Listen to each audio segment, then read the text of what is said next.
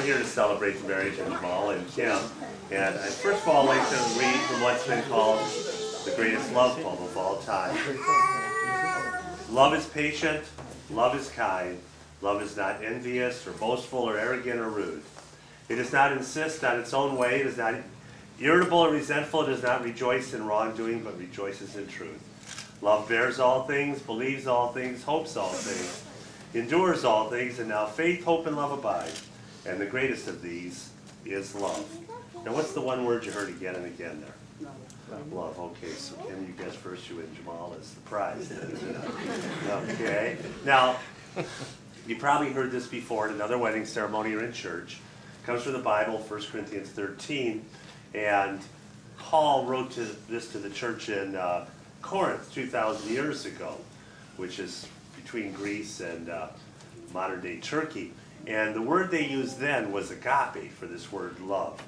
But here, April 30th, 2011, almost 2,000 years later, there's a phrase that this agape translates into now in the English language, and I'm sure you've heard of it, unconditional love. You ever heard that phrase?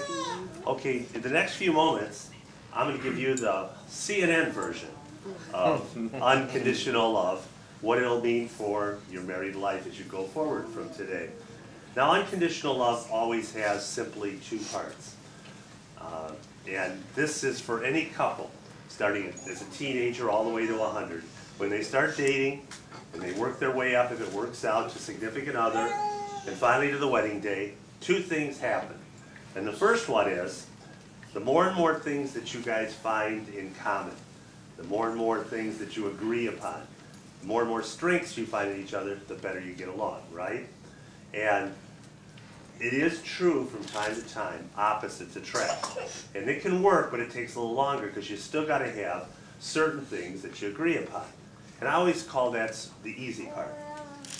The second part of unconditional love, in the last 2,000 years or more, is that you accept or deal with or tolerate the other person's weaknesses. And if they're too abusive, the relationship at any level, by the time you get to significant other, let alone marriage, wouldn't continue. So do you have any weaknesses? No? You perfect? Sorry, how about you? Perfect? Two perfect people, huh? All right. Anybody else perfect here? Everybody. Everybody, okay. Well, I think there's got to be a few of us that have a few weaknesses. Now, here's the situation. Here's the situation. It seems like, and I've had people say that to me, well, a person would be getting married if they didn't have unconditional love. And that always scares me, because I'm going, well, let's look again at unconditional love. And what I find that some people really get frustrated with this concept is they have this pie in the sky thought that in a few moments you'll be married, right? And once you get married, this is their thought sometimes, that there's never going to be another spat or an argument or... Well, no, I don't think. That's the people who've got the misconception on unconditional love. And see, life is a journey, and this is part of the journey today. And for you folks, this is one of the highlights, the peak on this journey.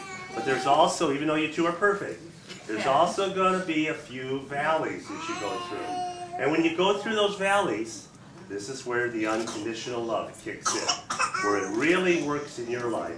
Because then you go, okay, I know I'm a little bit frustrated, a little bit upset, but because I love this person unconditionally, I'm going to tolerate this, or that. So as you go through life, today is going to be a joyous, great celebration. And also there's going to be a couple valleys once in a while, even with two perfect people. Right, okay, so you agree with that. So today, take this agape. Take what we call unconditional love. Love those things that have brought you here today with family, friends, and loved ones, and run with them. Love them. Share them. Rejoice in them. And when you have those moments and a little bit of down, just remember what brought you here today. So may God bless this most holy union. Now at this time I'd like to ask you the following questions. First of all, Jamall, will you take Kim to be your wedded wife? Do you promise? There's who else? You promise to love her, comfort her, honor, and respect her, to share all life has to offer, your hopes, your dreams, your achievements, and even your disappointments from this day forward? If so, answer, I do. I do. Kim, will you take Jamall to be your wedded husband?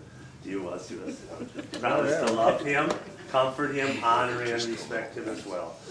To share all life has to offer, your hopes, your dreams, your achievements, and even your disappointments from this day forward? If so, answer, I do. Okay, we're going to have our vows now. Pass this potato over here. Face each other. Take each other's hands. Here, repeat after me now. I, Jamall. I, Jamall. Take you, Kim. Take you, Kim. For my wife. For my wife. And I promise you these things. I promise you these things. I will be faithful to you. I'll be faithful to you. I'll be honest with you. I will love you always. I will love you always. And I'll share my life with you. Share my life with you. I, Kim. I can Take you, Jamall. take you tomorrow For my husband. for my husband. And I promise you these things. I promise you these things. I will be faithful to you. I will be faithful to you. I will be honest with you. I will be honest with you. I will love you always. I will love you always. And I'll share my life with you. And I'll share my life with you. Okay? We're going to have the ring exchange at this time. You want. Both the all of us. Ready? Repeat after me as you place it on her hand. Receive this ring as a pledge and token of wedded love and faithfulness.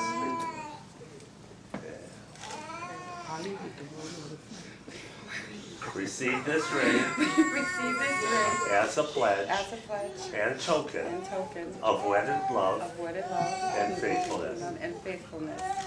Join your hands together.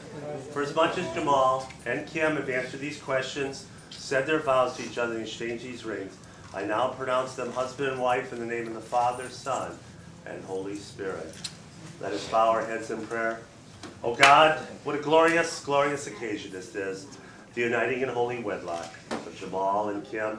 And we ask that you would help them in the days, weeks, months, and even years ahead to incorporate this agape, this unconditional love into their wedded life, so that they may not just be a blessing to themselves, but to others as well.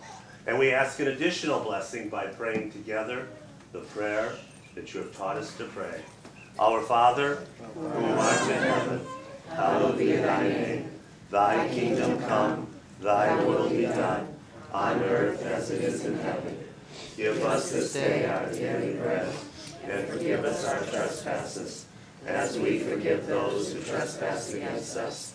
And lead us not into temptation, but deliver us from evil. Amen. And now may the Lord bless you and keep you. May the Lord make his face shine upon you and be gracious unto you. May the Lord lift up his countenance upon you and give you his peace. Amen. You may kiss the bride.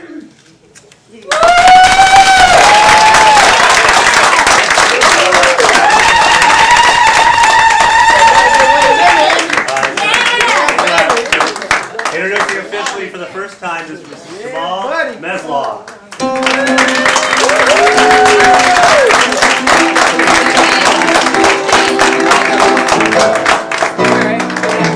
All right.